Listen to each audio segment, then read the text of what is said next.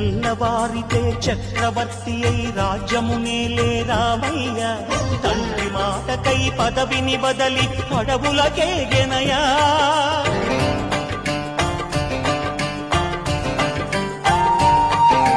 మహిలో జనులను కావగ వచ్చిన మహావిష్ణు అవతారమయ్య పాలిని రక్కసుడపహరించితే ఆక్రోశించెనయా అసురుని త్రుంచి అమ్మను తెచ్చి అగ్ని పరీక్ష విధించెనయా